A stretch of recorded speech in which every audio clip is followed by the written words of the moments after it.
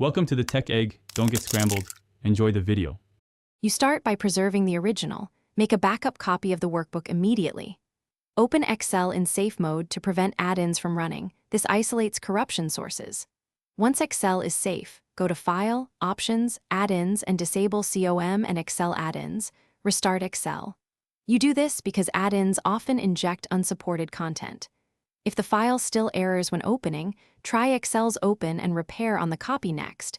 That's the very next actionable step.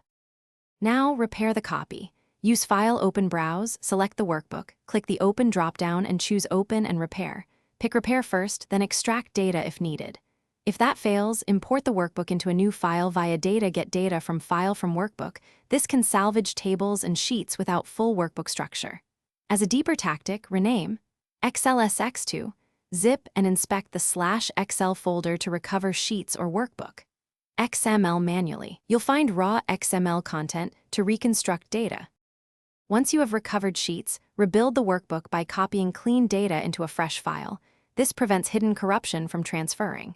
Make sure to check formulas, named ranges, external links, hidden sheets, and conditional formats because they often reintroduce issues. If problems persist, test the file on another computer or open it in Excel Online, which uses a different parser. One troubleshooting tip. If Excel reports unreadable content, save as XLSX then as XLSB to reduce XML complexity.